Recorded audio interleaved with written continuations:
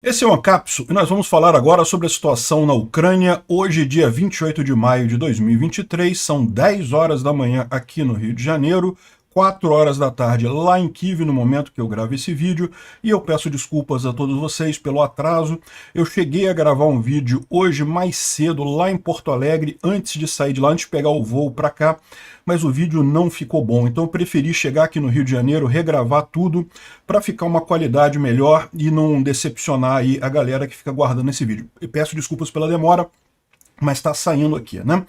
Hoje o que a gente teve? Mais um monte de ataques ucranianos na retaguarda russa, inclusive algumas coisas aqui na própria Rússia, né? E ontem os russos fizeram também um ataque de drones Shahed 136, foi o maior ataque de drones de toda a guerra, foram 54 drones lançados principalmente contra Kiev, por puro despeito, porque Kiev está fazendo aniversário agora, é uma cidade muito mais antiga que Moscou, foi muito mais importante na formação da Europa do que Moscou, e aí o pessoal de Moscou, de Moscóvia, fica chateado e quis atacar a cidade, né? Dos 54 drones lançados, 52 foram abatidos pela defesa antiaérea, mas mesmo assim os fragmentos que caíram em alguns lugares da cidade, devido ao grande número, acabaram gerando alguns problemas. Uma pessoa morreu. Os ucranianos continuam avançando aqui na região de Bakhmut, avançaram mais aqui em Oriovo-Vasilivka, também aqui em Berivka, e em Klishivka, tá? Temos boas notícias daqui. Em incriminar os russos avançaram alguma coisa e eles também estão tentando avançar aqui na região de Kupiansk. Nós vamos falar um pouco também da jihad entre Afeganistão e Irã, que em tese não tem nada a ver com a guerra da Ucrânia, mas a verdade é a seguinte, né? O Irã já é praticamente um aliado da Rússia. Por exemplo, esses drones Shahed que foram usados aqui pelos russos para atacar a Ucrânia, talvez estejam fazendo falta lá no Irã por esse ataque aqui do Afeganistão no Irã. De qualquer forma, parece que a coisa não é muito séria, foi um ataque só, eles já voltaram atrás. Vamos entender isso daí também, porque eu acho que faz parte do contexto aqui, né? Uma imagem do McDonald's em Kiev chamou muita atenção ontem, teve 10 milhões de compartilhamentos, um vídeo do McDonald's em Kiev, mostrando que a vida está normal, mas sim, o Kiev está bem longe da linha de frente, né? É curioso como é que o pessoal que quer criticar a guerra da Ucrânia, que quer dizer que está no meio do caminho, que não está nem a favor de um nem a favor do outro, eles inventam essas histórias como se fosse alguma coisa significante, né? Como se, olha só, a Ucrânia não tem guerra de verdade, olha só o McDonald's em Kiev.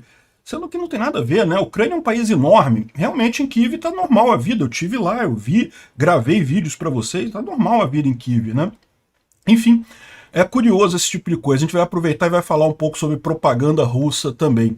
Estão circulando rumores de que o Lukashenko foi internado num hospital em Moscou, né? Vocês lembram, o Lukashenko esteve em Moscou no dia 9 de maio, passou mal, foi para Belarus, né? Aí se recuperou, foi tratado e coisa e tal, agora voltou para Moscou e passou mal de novo, né? Eu, se fosse o Lukashenko, parava de beber esse chazinho que o Putin oferece para ele, né? Mas enfim, é só rumor, tá? Ninguém sabe se realmente ele tá mal ou não, né? Tanto que estão colocando uma entrevista dele agora, mas tem dúvida se essa entrevista foi concedida agora ou algum tempo atrás. A gente vai falar sobre isso. E por último, a China voltou atrás não, esclareceu que o enviado dela, que foi à Europa tentar negociar a paz, em momento algum falou em ceder territórios para a Rússia. Não existe essa proposta da China, não.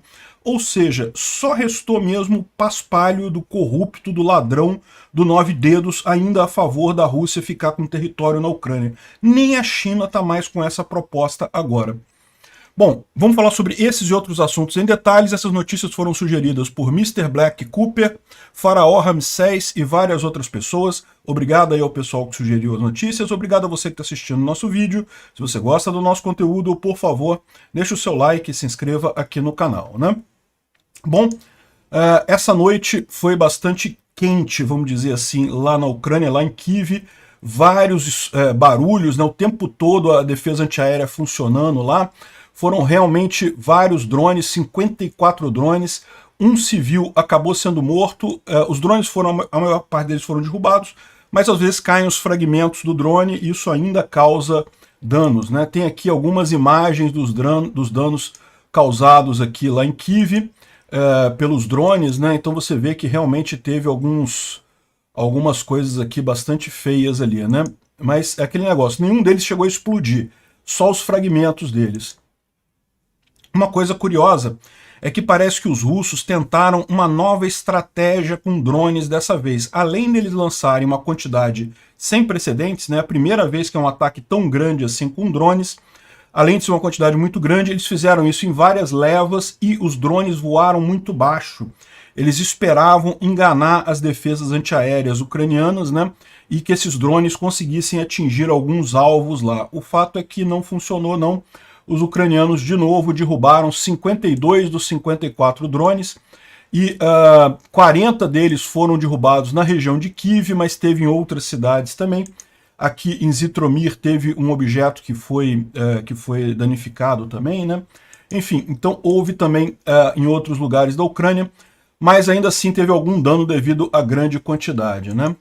E por que a Rússia fez isso essa noite? Algum objetivo estratégico, alguma coisa militar? Não, absolutamente nada. Tudo porque hoje é aniversário de Kyiv, né? Kyiv está fazendo 1541 anos. Acho que é isso. Eu vi aqui em algum lugar, né? 1541 anos. Ou seja, realmente uma cidade muito antiga, uma das principais capitais europeias, das cidades mais antigas na Europa. Tem aqui um livro em que menciona, a primeira vez que Kyiv é mencionado como uma cidade, né, como a capital da Ucrânia. Então, tanto a Ucrânia quanto Kyiv são mencionados nesse livro aqui. No ano 482, né, ou seja, Moscou só seria fundado 600 anos depois. Então, realmente é impressionante isso, né? E aqui uma imagem, eu não sei se isso aqui é uma foto real, ou se eles fizeram uma montagem. Isso aqui é um monumento que tem lá em Kyiv, tá? Numa praça lá. E eles botaram um drone aqui. Eu não sei se eles botaram o drone para fazer a montagem ou se realmente é uma foto real que tiraram. De qualquer forma, bastante indicativa, né? Mostrando Kyiv seguindo a vida, mesmo com esses ataques russos absurdos, né? Aqui mais ucraniano sacaneando Kyiv, né? Mostrando aqui quando foram construídas os principais monastérios e igrejas lá de Kyiv. E na época Moscou sequer existia, ainda era um pântano ainda, né? E bom, e por falar em Moscou, adivinha se está pegando fogo em Moscou, né? É lógico que está pegando fogo em Moscou. No distrito de Kolpinsky, um incêndio numa loja, mais um grande incêndio em loja lá em Moscou, né? Bom, curiosamente, de ontem para hoje, a situação na retaguarda russa está relativamente calma. Será que a Ucrânia acabou de acertar tudo que tinha que acertar e vai começar a contraofensiva? A gente não sabe. Mas o fato é, esse vídeo aqui do Reporting from Ukraine falou sobre a última semana, né? E na última semana, de fato, teve um monte de ataques aqui na retaguarda russa e os ucranianos usaram drones para atingir as áreas na Rússia em si, né? Aqui, a retaguarda russa na Ucrânia, eles usam Storm Shadow e HIMARS, mas eles não podem usar nenhuma dessas duas armas para atingir o território da Rússia por acordo com a OTAN. Então eles usam drones nesse caso e tiveram bastante sucesso. E muita coisa explodiu. A gente falou ontem dos caras que morreram aqui em Mariupol, uma explosão muito grande. O que teve de ontem para hoje foi em Alchevsk. Alchevsk é essa região aqui. Teve uma explosão grande aqui também. Aqui é Kadivka, mas Alchevsk é aqui do lado, Alchevsk. Pode ser simplesmente o nome que eles usaram, né? Tá aqui Kadivka, Alchevsk. E teve também uma refinaria de óleo em Krasnodar Krai, né? Krasnodar Krai é essa região da Rússia aqui embaixo. Não é a primeira vez que os ucranianos atingem as refinarias aqui, porque aqui justamente é onde os russos abastecem a frota deles aqui do Mar Negro, abastecem de combustível toda a linha de frente. Então também teve ataque nessa região aqui ontem, né? De ontem para hoje. Essa história aqui é uma história muito engraçada, né? Apareceu uma mensagem no Telegram russo dizendo que, na verdade, os russos derrubaram o Storm Shadow, só que ele caiu no porto de Berdiansk e aí foi destruído com uma explosão controlada. Eu não sei se eu acredito nisso não, hein? Mas os russos estão dizendo que foi isso, né? Me parece mais que o Storm Shadow foi usado realmente ali no porto de Berdiansk, devia ter alguma carga ali, devia ter alguma coisa, algum alvo naquela região, né? Bom, outra coisa curiosa aqui do Telegram russo é esse pessoal aqui explicando que aqui não tem o nome do blogger, né? Mas eles estão usando, eles estão falando que os ucranianos estão usando incêndio para fazer a deminização na linha de frente, né? Mina é um obstáculo formidável, realmente, é uma coisa complicada. Então, o que os ucranianos estariam fazendo, segundo esse Telegram russo? Eles estariam botando fogo no lugar em que estão as minas. Que, segundo ele, algumas minas elas explodem, beleza? Outras minas, elas com o calor, elas ficam inoperantes. Então, de um jeito ou de outro, eles limpam a área com fogo, né? Eu não sei não, me parece uma coisa meio arriscada isso daí, porque tem o risco da mina não se quebrar totalmente, né, e continuar funcionando. Mas enfim, eles estão dizendo que eles estão fazendo isso, então está falando aqui para prestar atenção quando fizerem isso, que é porque eles estão querendo avançar por aquela região. Quando vê incêndio, que eles estão querendo avançar por aquela região, né? Eu não sei se isso é uma técnica muito boa não, né? Mas pode ser que funcione. Os ucranianos esclareceram que todo o equipamento que foi usado pelos voluntários russos lá em Belgorod, lembra aquelas duas facções, né? A Legião Liberdade da Rússia e a Corpo Voluntário Russo, né? Tudo que foi usado ali foi capturado dos militares russos. A Ucrânia não transferiu para eles uma única arma dos Estados Unidos ou da Ucrânia ou da OTAN, segundo o pessoal do GUR, né? E é curioso, né? Porque tinha alguns Humvees ali, né? Mas, enfim, não sei se isso conta no final das contas. De qualquer forma, é uma coisa importante para dizer que não usaram armas da OTAN no território russo, né? Bom, essa coisa aqui pegou todo mundo de surpresa. Hoje cedo, o Talibã declarou guerra com o Irã e entrou no território do Irã e capturou algumas bases militares ali próximas da fronteira, né? Então, para quem não sabe, o Irã é aqui, né? O Afeganistão é essa região aqui, então eles têm uma borda, eles têm uma fronteira significativa aqui, e foi justamente nessa região que o pessoal do Talibã, que está controlando o Afeganistão, invadiu o Irã, né?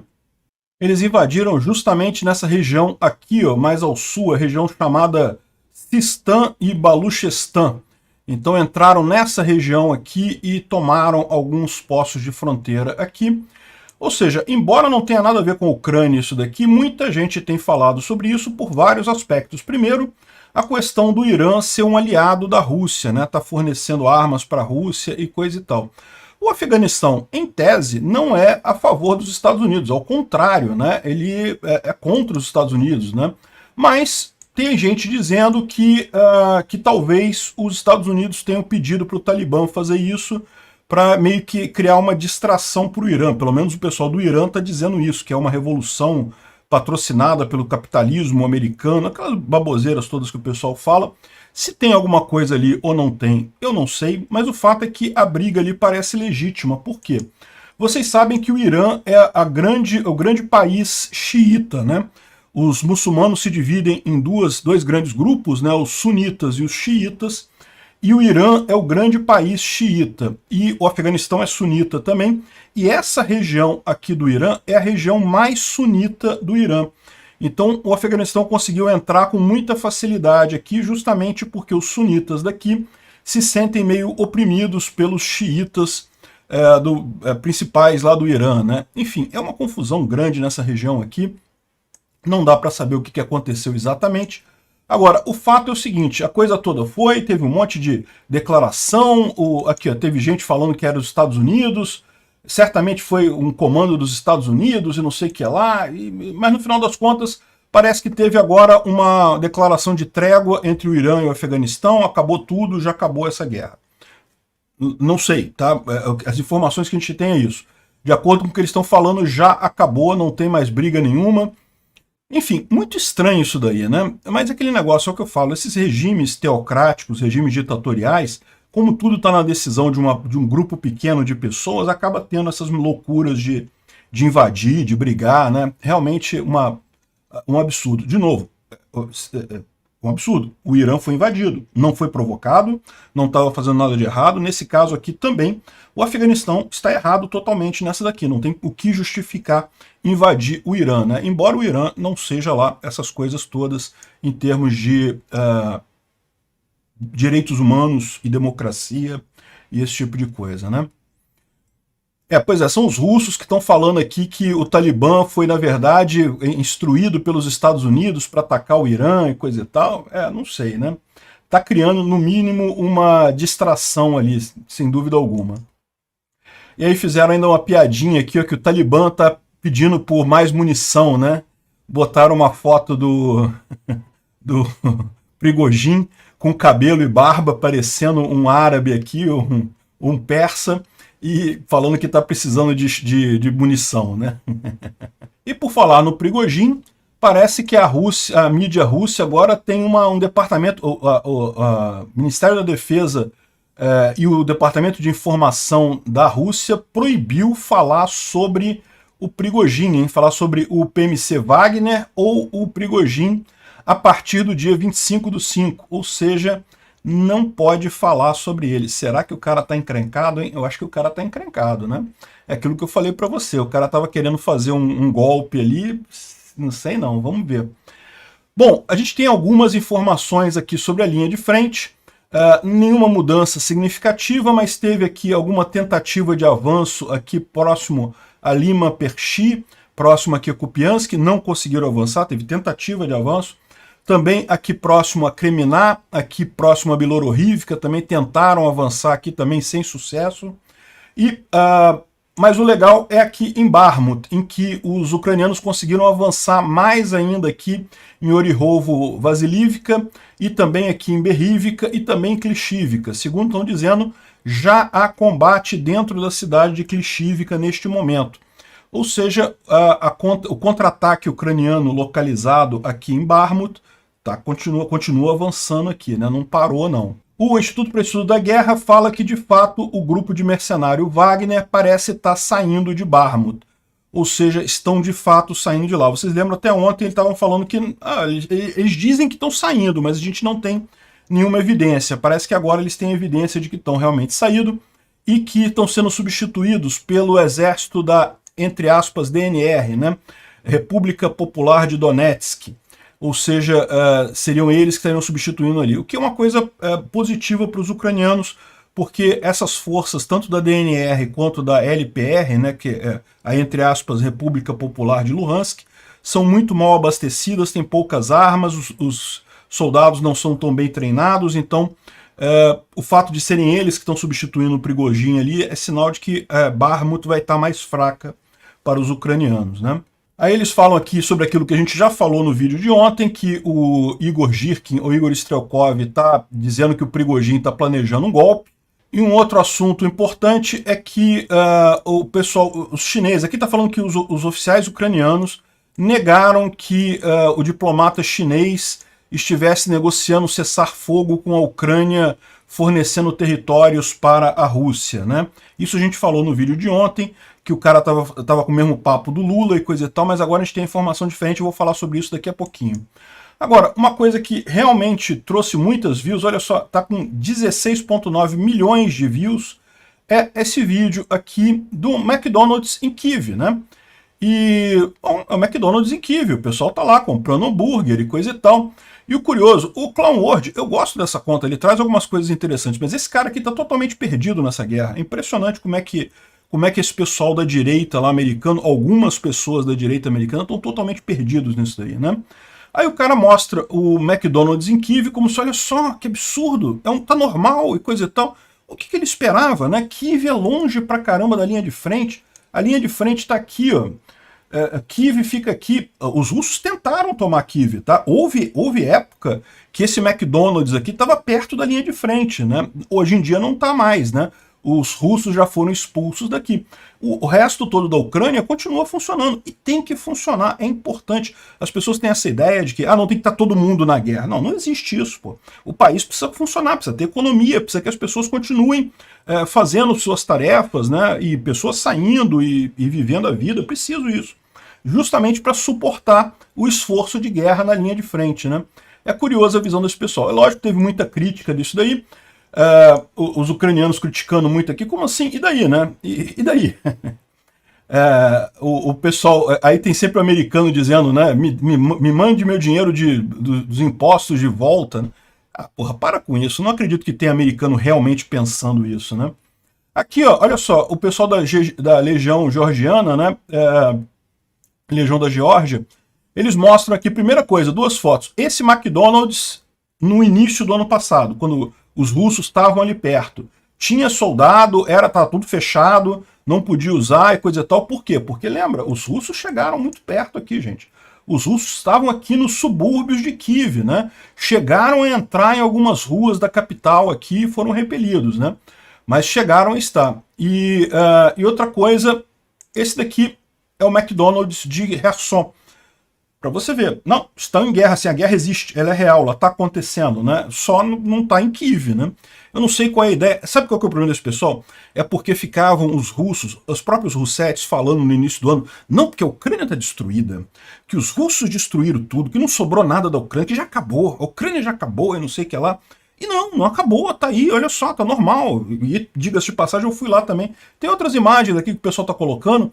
Isso aqui foi a comemoração hoje do aniversário da cidade, num parque lá, né? Então o pessoal cantando, o pessoal tomando sol lá no parque, né? Kiev é uma cidade muito fria.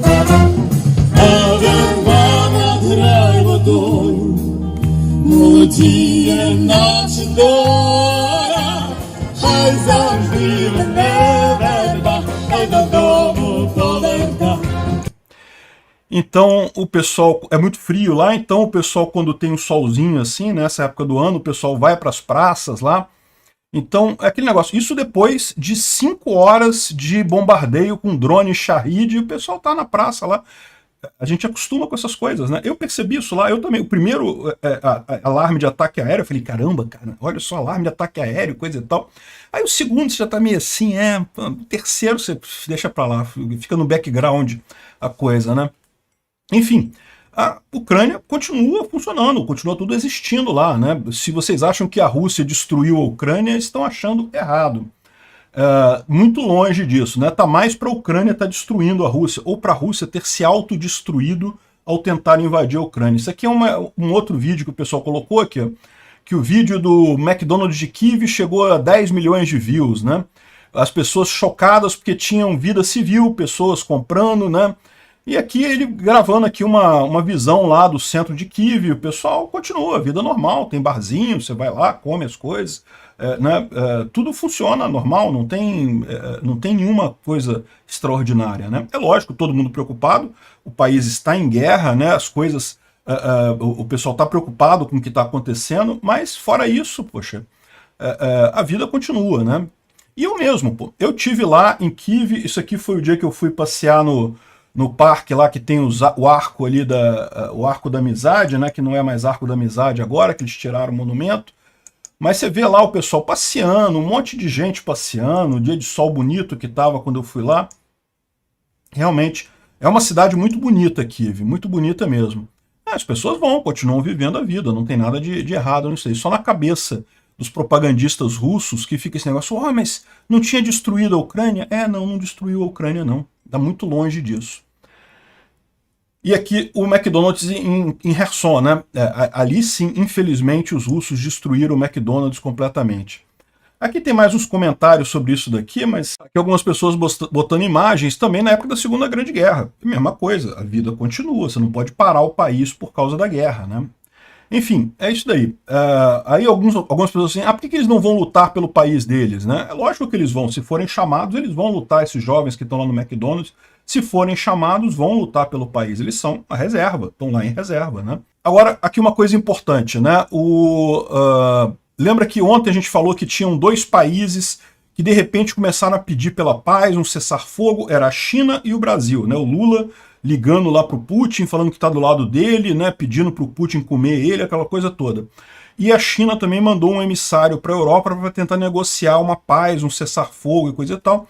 E eu até expliquei no vídeo de ontem que é justamente porque a Rússia sabe que vai se ferrar com a contraofensiva, deve estar usando todas as armas para tentar fazer um cessar-fogo agora. Agora, a informação que a gente teve é que o Kuleba, que é lá da Ucrânia, né, ele falou que eu contatei os colegas nas capitais que foram visitadas pelo Li Yu, né, que é o emissário chinês, e nenhum deles confirmou que as negociações tivessem como base reconhecer territórios para a Rússia. Ou seja, o que aconteceu ali foi justamente o jornal tentando colocar essa narrativa, né, de que estava havendo negociação de paz para deixar território com a Rússia. Não, não vai ter isso. A Rússia não vai terminar com nenhum território esse troço, porque se acontecer isso, é porque não terminou ainda. Enquanto a Rússia ainda estiver na Ucrânia, a guerra não acabou ainda, né? Então não existe isso de paz com cessão de território. Teve também ontem uma entrevista do governo de Irkerian, lá na Rússia, né? E ele falou também sobre como o mundo inteiro está avançando em direção à civilização, enquanto a Rússia está indo na direção oposta, né? Ou seja, mais um crítico do Putin aí. Fala com ele para tomar cuidado. E outra coisa que aconteceu ontem em Moscou aqui foi o Lukashenko, né? O Lukashenko foi lá para assinar aquele acordo sobre transferência de armas nucleares e coisa e tal. Aliás, o próprio Instituto para o Estudo da Guerra falou que não tem nenhuma evidência de que efetivamente tenham sido transferidas armas ainda, pelo menos até aqui. Pode ser que sejam transferidas mais adiante, mas até aqui eles não têm nenhuma informação de que isso teria acontecido, né? Mas enfim, ele esteve em Moscou e depois de ter um encontro com o Putin, segundo está dizendo aqui o Valery Tsepkalo, que é da oposição lá em Belarus, ele depois passou mal e teria sido internado no hospital lá em Moscou, né? Então, estariam fazendo procedimentos de purificação de sangue e a condição do Lukashenko seria não transportável, ele não poderia nem viajar na situação que ele está, estaria muito mal, né? Ele está ainda em cuidados médicos por lá. Isso aqui não está confirmado, tá? Ninguém sabe se é verdade ou não, mas o pessoal começou a fazer um monte de brincadeira, né? O clube Dinamo de Minsk, que é um clube lá de Belarus, botou um obituário no site deles, né? Dizendo, não, Lukashenko, coisa e tal. O grande líder e coisa e tal que se foi, né? Botou um obituário ali na frente, mais uma brincadeira. O pessoal da Sputnik Not colocou aqui uma piadinha que o Putin ficou surpreso com a quantidade de polônio necessário para matar o Lukashenko, segundo algumas fontes, né? Enfim, a gente não sabe o que está acontecendo. Aí hoje liberaram essa entrevista dele, tipo ele falando para o Cazaquistão juntar com o pacto nuclear da Rússia e da Bielorrússia e coisa e tal, que seria uma coisa muito boa. Então colocaram essa entrevista dele como se fosse de hoje, né, para dizer que ele está bem, que não tem nada disso. Que ele não... Só que tem gente suspeitando que isso daqui na verdade não foi gravado hoje, foi gravado antes da reunião que, teoricamente, o Lukashenko passou mal depois dessa reunião. Não sabemos. Vamos aguardar. Em princípio, não tem nada confirmado, né? Quem esteve na Ucrânia também foi o Lindsey Graham, que é um deputado republicano, né? E foi lá justamente para conversar com o Zelensky e para deixar claro que o apoio americano a essa guerra é bipartidário. É também por parte dos republicanos. E ele falou aquilo que eu já falei para vocês em outras oportunidades. É a melhor maneira de gastar dinheiro. A gente gastou dinheiro com muito. A gente nunca gastou dinheiro com tanto sucesso como agora, né? E de fato, o que os Estados Unidos estão fazendo com a Ucrânia, estão mandando equipamentos, muitos equipamentos que já seriam mesmo de fim de linha, ou seja, já seriam aposentados, então não tem porquê, não estou tendo prejuízo com aquilo. Outros equipamentos de ponta estão sendo testados. E o mais importante de tudo, a Rússia está se acabando, a Rússia está se autodestruindo, tentando enfrentar a Ucrânia. Os Estados Unidos conseguiu eliminar um rival na geopolítica mundial sem precisar sacrificar um único soldado americano. Então não tem dinheiro mais bem gasto, né? Aqui outra reportagem dele aqui, e é lógico, é importante isso daí, porque vocês sabem, a política americana tem esta vantagem, né? Justamente por ser um regime democrático, você tem um embate de força no nível de ideia. Não é um ditador maluco que pode mudar de opinião amanhã, né?